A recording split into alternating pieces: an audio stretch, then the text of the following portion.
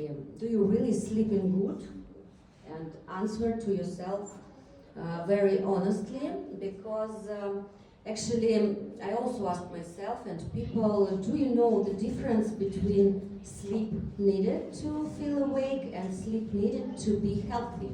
Kadangi aš esu gydytoja, šiandien norėčiau pašnekėti su jumis apie miego kokybę. Ir būkit sąžiningi ir užduokit savo klausimą, ar jūs miegat gerai ir kaip gerai jūs miegat. Ir ar jūs žinot ir suprantat skirtumą tarp miegoti gerai, kad būti tiesiog gyventi, ir miegoti gerai, kad būti sveikam. Okay, let's start since the beginning. What sleep is? What is it? Actually, sleep is a complex of biological process. While you're sleeping, your body is actually not sleeping and functioning well and making a lot of biochemical reactions. Tai pažiūrėkime iš medicininės pusės, kas yra miegas. Miegas yra tam tikras biologinis procesas. Ir kol jums atrodo, kad jūs miegat, iš tikrųjų jūsų kūnas nemiega, taipogi kaip ir smegenys. Ten vyksta įvairių procesų. So when you don't get enough quality sleep, it does really more than just feel or make yourself tired. It can actually affect your physical and mental thinking, and actually it can in the end affect your health. Taigi, jeigu jūs nemiegat pakankamai, jeigu miegas yra prastos kokybės, jūs ne tik su laiku jausitės pavargęs, tai gali paveikti jūsų fizinę ir psichologinę sveikatą, mąstymo procesus ir šiaip kasdien funkcionavimą. Okay, already switched. I wanted to ask you, have you ever heard, or maybe you know, about the main sleep hormone? I guess everybody heard about melatonin. And actually what we heard about this, it's only that it's sleeping hormone and helping us to sleep deeply. Tikriausiai jūs visi žinote pagrindinį miego hormoną, tai yra melatoninas. Ir mes visi žinom jį kaip hormoną, kuris padeda geriau ir giliau miegoti. Bet tai nėra vien tik jo funkcija. But melatonin actually making a lot of functions in our body. First of all, it's and first most important, if you ask me, it's anti-cancer hormone. So if you are sleeping enough, it's like prevention cancer. Also, sorry. Viena iš pagrindinių melatonino funkcijų yra priešvėžinė funkcija. Taigi, miegodami gerai ir kokybiškai, jūs profilaktuojat vėžio sirgimą. And the second function of melatonin is antioxidant function. So maybe you've heard about if you sleep enough, you are staying not only healthy, you are staying more younger, and this is really true. Antroji melatonino funkcija yra antioksidacinė ir jūs tikriausiai visi girdėjot tą tokį posakį, kad kuo geriau tu miegi, tuo jauniau tu atrodai. Also, melatonin is working with your immune system, so if you're not sleep enough, you also can be sick very often. Dar viena melatonino funkcija yra imuninė funkcija, taigi miego kokybė ir miego trūkumas ženkliai įtakoja jūsų imuninės sistemos būklę. Jūs nemiegodami pakankamai galite sirgti dažniau. And also melatonin protects your head, your blood vessels, protect actually your brain and making a lot of other main functions. So sleep is really important only because of melatonin. Melatoninas taipogi ženkliai įtakoja kraujagyslių sistemos funkciją ir smegenų veiklą, todėl miegas yra labai svarbus. And in medicine we have such words like sleep disorders, and it's actually a very big problem. Here you can see on the picture just small amount of that sleep disorders that we have, and most likely it's called insomnia. Medicinoje yra toksai terminas kaip miego sutrikimas ir yra keli miego sutrikimo variantai. Dažniausiai mes miego trūkumą vadinam nemiga. So insomnia, restless leg syndromes, like when you try to sleep, your legs is scratching. Kitas miego sutrikimas yra neramių kojų sindromas. Also jet lag, it's actually now a very big problem because a lot of people are not sleeping because they are flying, they are traveling and so on, and it's also making problems.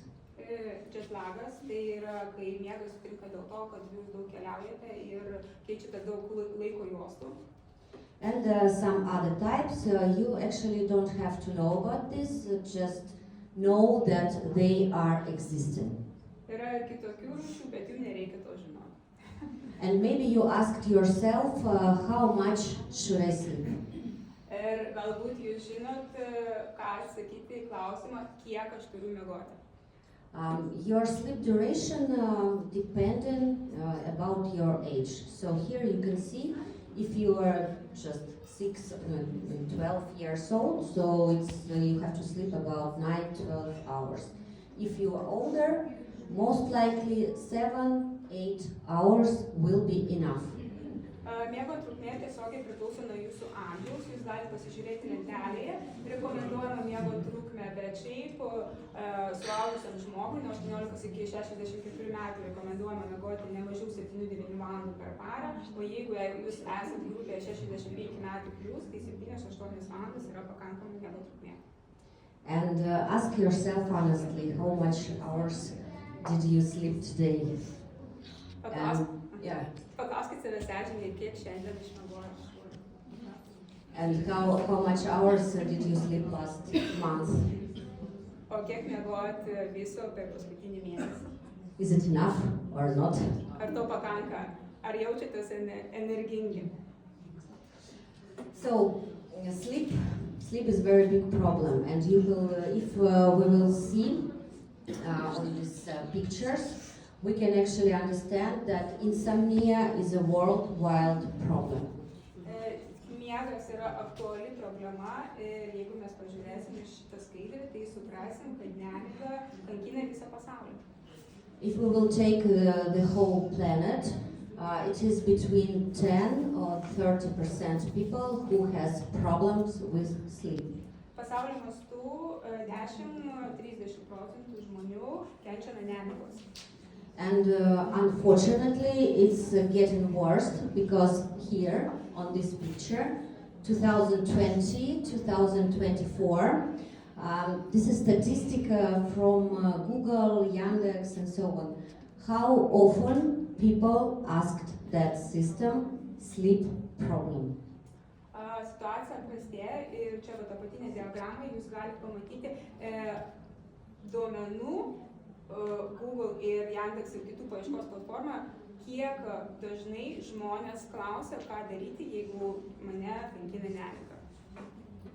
And here for you I made some kind of self-diagnostic, how you can understand that you also have sleep problems. Čia yra klausimų sąrašas, kuriuos jūs galite užduoti savo ir suprasti, susivokti, ar jūs turit miego sutrikimo simptomų. So first of all, if you take more than 30 minutes each night to fall asleep. Pirmas tai yra, jeigu jūs užtrunka daugiau nei 30 minučių, kol užmiegat. Also, if you wake up several times per night, and after that it's difficult for you to fall asleep again. Jeigu jūs keliatės naktį kelis kartus ir paskui jums sunku ir vėl užmigti. Ask yourself if you often feel sleepy during the next day. Ar jūs jaučiatės mieguistas dienos metu? Also, if you are not living alone, most likely your partner will tell you that you snore loudly, snort, make any other sounds, or even speak during the night. Galbūt jūsų partneris minėjo, kad kol jūs miegat, jūs knarkiat, kažkokius keistus garsus leidžiat, jeigu pas jūs yra kvėpavimo sustojimai, ta vadinama apnoja, ar šiaip per aktyviai miegat. Also, if you have creeping, tingling, or craving feeling your legs, Also, if you're very often making movies during the sleeping.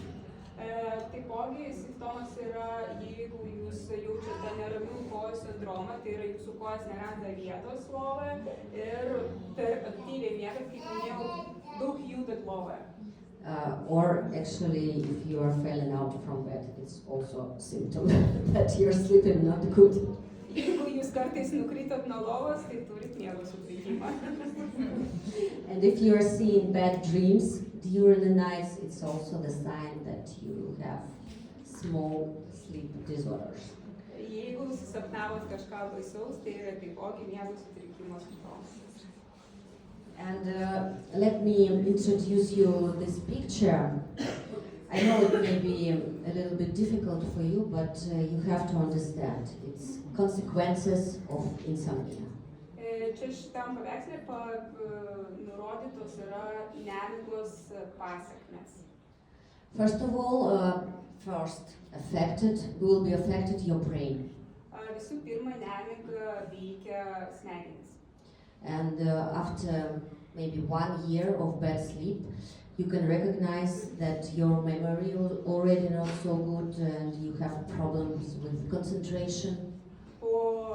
Apytiksliai po metų nemigos jūs galite pastebėti, kad jūs turit problemų su atmintimi ir dėmesio koncentracija.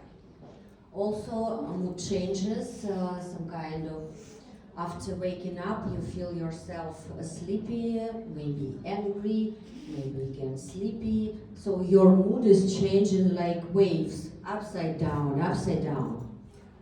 Dažnos nuotaikų kaitos ir emocinės supinės. And also, it is already have a connection between frequency of depression and sleep disorders. Taip pat yra dėsningumas tarp nemigos ir tendencijos susirgti depresiją. As I told before, sleep insomnia is affecting your immune system. So if you are not sleeping good and if your not child are sleeping good, so you will feel yourself sick oftenly and also you will sick very often. Taipogi, kaip jau Nadežda minėjo, nemiga labai veikia imuninę sistemą ir jeigu jūs ilgai nemiegat pakankamai ir kokybiškai, jūs dažniau sirgsit. And the most problem is that such diseases like allergy or asthma is also be one of consequences of bad sleeping. Alergijos ir bronchinės astmos taip pat yra nemigos pasekmė. And unfortunately, one of sleep insomnia consequences is cardiovascular diseases. Širdies ir kraujagyslių ligos taip pat yra nemigos pasekmė. Yeah, like high blood pressure, stroke. Širdies infarktas, aukštas kraujospūdis, visa tai yra jūsų prasto miego pasekmė. And I want you to know that for now the first place of death statistics there are cardiovascular disease. Šiuo metu dažniausia priežastis mirties yra širdies ir kraujagyslių ligos. It's not only because you are sleeping bad, of course, but it's also adding problems to your life. Aišku, tai ne vien dėl to, kad jūs prastai miegat, bet šiaip visumoje nemiga labai įtakoja jūsų gyvenimo kokybę. And one of consequences of insomnia, which I especially don't like, you are gaining weight. Labiausiai nepatinkanti Nadeždai nemigos pasekmė yra svorio prieaugis. Tai yra mes storėjam greičiau, jeigu nemiegam pakankamai. Because during the sleep, not only melatonin working, it's also existing other types of hormones which are burning your fat while you are sleeping. Nes miego metu veikia ne tik melatoninas, bet ir kiti hormonai, kurie padeda deginti riebalus. And also when you are sleeping bad, you increasing by yourself the risk of diabetes. Prastai ir mažai miegodami jūs taip pat padidinat cukraligės riziką, susirgti cukraligę. And at the end, let's talk about sex. Low libido if you are not sleeping good. Žemas libido irgi prie to paties. Of course, who wants to have sex if you want to sleep? Kas norės sekso, jeigu nori miego? So here is a table that you can see such consequences already in percentage. Look at this carefully. So if you are not sleeping good or enough, the risk of depression will be higher for 15%. Šito lentelėje yra pavaizduotos dėsningumas nemigos ir ligų ir jūs galit matyti, kad tarkim tikimybė susirgti depresiją prastai miegant yra net 15% aukštesnė lyginant su situacija, kai jūs miegat pakankamai ir gerai. And look about last place, cancer. If you are not sleeping good, you're increasing your risk cancer about 10%. O tikimybė susirgti vėžiu padidėja 10%, jeigu miegat prastai. But don't worry, that they're halfway decision. So what you can do to help yourself? It's existing such thing like sleep hygiene. Doktoras turi sprendimus, taip kad naudokitės ir yra toks dalykas ir sąvoka kaip miego higiena. And the easiest thing that you can do is actually going to bed around 11 p.m. Prie miego higienos pirmo punkto galima priskirti jau eiti miegoti 10, galiausiai 11 val. Vakaro. Because if you will go to sleep later, melatonin in this night you will never get. Jeigu nueisit miegoti vėliau, melatoninas jau nesigamins. Also, it's very important to sleep in the darkness. Taipogi yra labai svarbu miegoti tamsoje. Don't take gadgets in bed. Jokių prietaisų su savimi lovą neimkite. So stress management, what do you like? Yoga, I don't know, meditation, bath, walking around. Streso valdymas, joga, meditacija, vonios, pasivaikščiojimai, atsirinkit pagal save. And I kindly ask you use that there are helpful sleep products. Taipogi Nadežda labai rekomenduoja jum naudoti doTERRA produktus. Because in my opinion, as you remember, I'm a neurologist. If you will go into doctor with such type of problems, what we can do? To give you pills, sleep pills. But I guess that people who ever tried this before, they know about consequences. Nes, kaip prisimenat, Nadežda yra neurologė ir jinai sako, kad jeigu jūs nueisit su savo miego sutrikimo problema pas gydytoją, jis dažniausiai paskirs jums miegui skirtas tabletės. Tačiau jų pasekmės yra pakankamai pavojingas jūsų sveikatai. And when I finally meet myself with the doTERRA products, I was very happy because now I have instruments and I can safety help to my patients with such type of problems. Nadežda labai džiaugiasi atradusi doTERRA ir jos produktus, nes dabar jinai gali saugiai padėti pacientui išspręsti nemigos problemą. So we're finished now, and next speaker will tell us about new doTERRA sleep system. Tai viskas supratote.